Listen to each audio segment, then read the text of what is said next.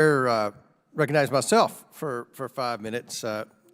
General Reyes, in the letter that you led with your Attorney General colleagues, you said, I quote, "The 2023 proxy season will present multiple occasions on which asset managers will have to choose between their legal duties to focus on financial return and the policy goals of ESG activists." Can you provide some examples that illustrate these occasions? Sure. Let me give you one very concrete example. I alluded to it earlier, Mr. Chair, but that resolution pertaining to travelers insurance is back up again for this season of proxy proposals and for shareholder resolutions and voting. And I didn't get a chance to perhaps articulate clearly enough the problematic nature of that situation.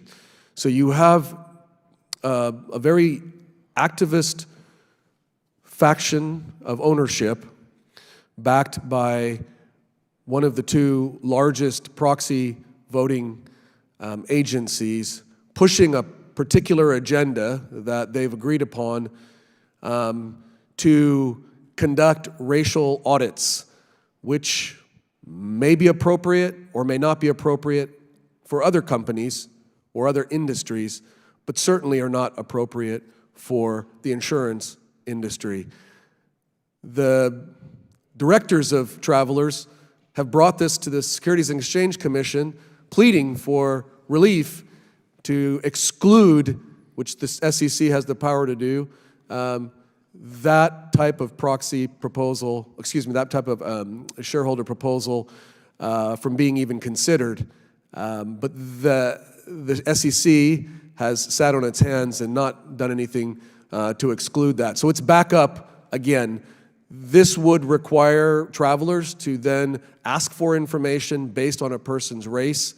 They would solicit information for underwriting purposes and for identification, which clearly violate numerous different states' laws. And I think that's a very good point that I don't think my friends on the Democrat side of the aisle understand.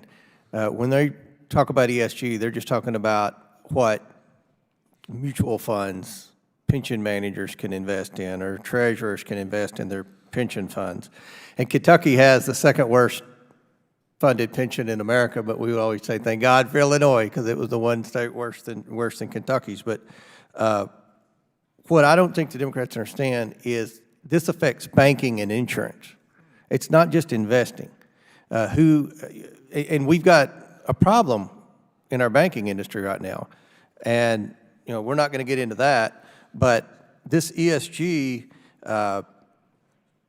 is a political movement that's gaining ground. It's gaining ground on Wall Street, and it's affecting consumers, not just investors.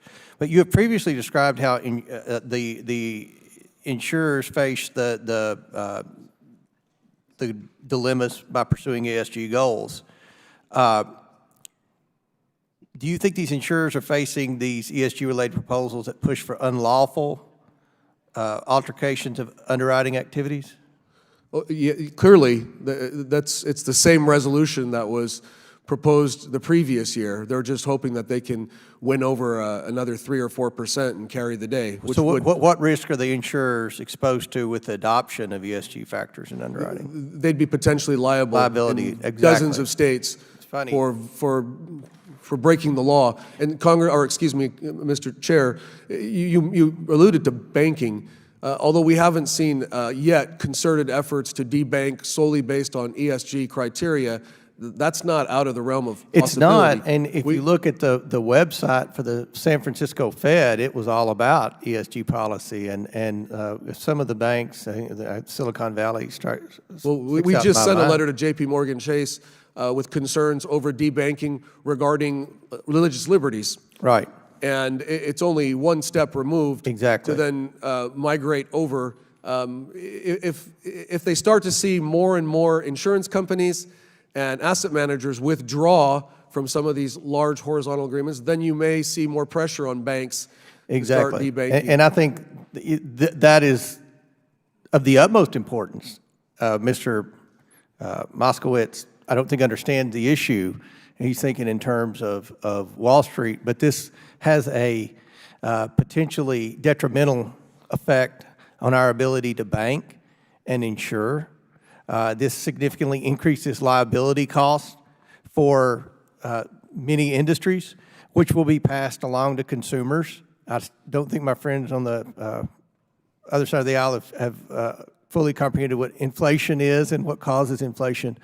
But my time is expired here. But I'm just amazed at the defense of ESG policies and the defense of why we have to have this type of radical political ideology ingrained in our investing, when we just had a press conference and showed bank records that showed the Biden family getting millions of dollars from places like China and Romania, and I wonder what type of ESG policies China and Romania have.